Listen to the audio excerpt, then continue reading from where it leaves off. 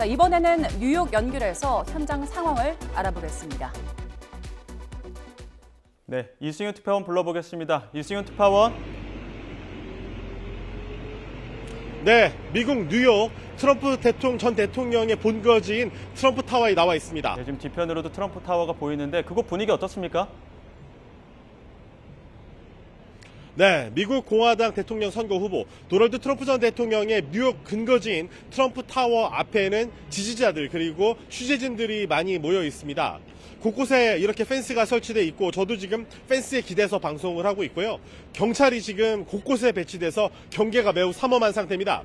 앞서 2016년 대선 때는 트럼프 전 대통령은 이곳 트럼프 타워에서 승리를 만끽했습니다.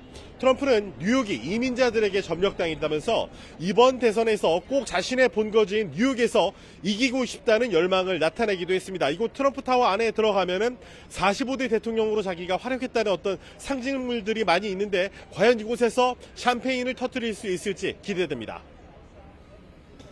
네, 이번 미국 대통령 선거 세계 경제에도 많은 영향을 미칠 텐데 금융시장이 민감하게 반응하고 있다고요?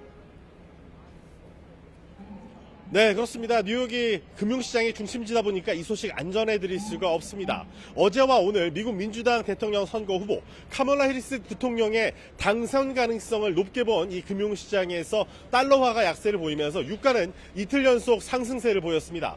뉴욕 상업거래소에서 근월물인 12월 인도분 서부 텍사스산 원유는 전장 대비 0.52달러, 0.73% 오른 이 배럴당 71.99달러의 거래를 마쳤습니다. 그동안 채권시장과 외환시장에서는 공화당 후보 이 도널드 트럼프 전 대통령의 우세가 미 국채 가격 하락과 강달러로 적극적으로 반영됐는데 최근에는 이에 대한 반발 매매가 나왔습니다. 이와 달리 증시는 보합권에서 좁게 움직이면서 관망하는 분위기가 짙습니다. 대선 자체의 불확실성을 두고 지난달 중순부터 이미 조정을 받아왔던 만큼 트럼프 트레이드, 즉 트럼프 수혜주 강화 흐름을 적극 되돌리기보다는 대선 결과를 기다리는 흐름입니다.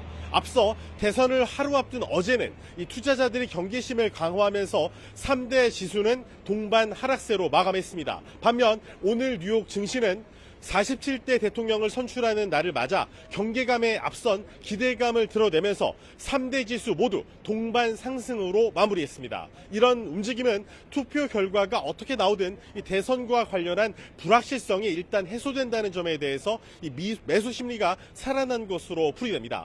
트럼프 전 대통령이 최다 지분을 보유한 트럼프 미디어 앤 테크놀로지 그룹의 주가도 많이 관심세인데요. 전날에는 12.37% 오른 데 이어서 오늘도 한때 15%대 상승세를 보이기도 했지만 결국 1% 하락하며 마감했습니다. 이건 무엇을 의미하는 걸까요? 전문가들은 해리스와 트럼프 중에 누가 승리하든 기술주에는 별 영향이 없겠지만 에너지와 태양광, 헬스케어, 금융 관련 종목의 향방은 선거 결과에 따라 달라질 수 있다고 분석했습니다. 경제매체 CNBC는 미국 대선이 치러진 해 뉴욕 증시 3대 지수는 선거일부터 연말 사이에 평균 수익률이 크게 오르는 경향을 나타냈다고 보도했습니다. 다만 선거일 이후 일주일간은 평균적으로 하락세를 보였다며 단기적인 불안정 상태를 대비하는 게 좋다고 조언했습니다. 국내 투자자들도 좀 이 부분 눈여겨보셔야 될 것 같습니다. 이어 지난 2020년 대선 때 같은 개표 지연 사태가 또 발생할 경우에 불확실성이 시장을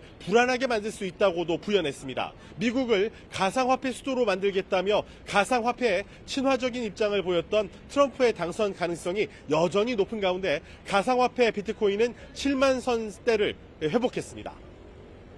네, 대선 외에도 연방 상하원 의원 선거 결과도 주목되죠? 네, 그렇습니다. 미 민주당, 공화당 양당 중에 어느 정당이 이 상원과 하원의 다수당 지위를 갖느냐에 따라서 미국 정부 지출과 조세 정책이 현격히 달라지기 때문입니다. 현재 민주당과 공화당이 각각 다수당인 상원과 하원의 권력이 재편될 수도 있습니다.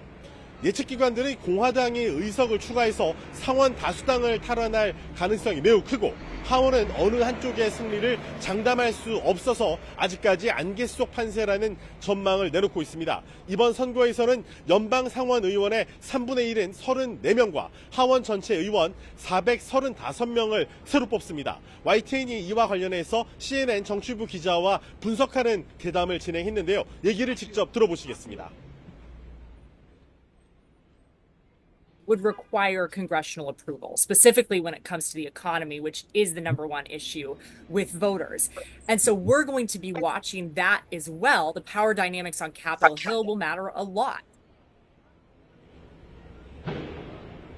4명의 한국계 현역 하원 의원 가운데 민주당 뉴저지 지역의 앤디 김 의원이 상원 의원에 도전해 당선이 유력할 전망입니다. 민주당 워싱턴 지역의 메릴린 스트리클런드 의원, 그리고 공화당 캘리포니아 지역의 영김 의원도 당선 가능성이 큽니다. 공화당 캘리포니아 지역의 미셸 박스틸 의원도 박빙 우세라는 평가입니다. 민주당 캘리포니아 지역의 데이브 민 후보의 연방 하원 의원 당선 여부도 주목받고 있습니다.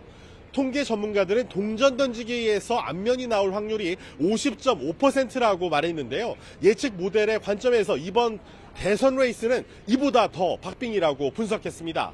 초박빙인 만큼 후폭풍도 그만큼 클 전망이고, 이에 대한 만반의 대비도 이곳 트럼프 타워를 비롯해서 미국 전역에서 이루어지고 있습니다. 지금까지 뉴욕 트럼프 전 대통령의 본거지인 트럼프 타워에서 YTN 이승윤입니다.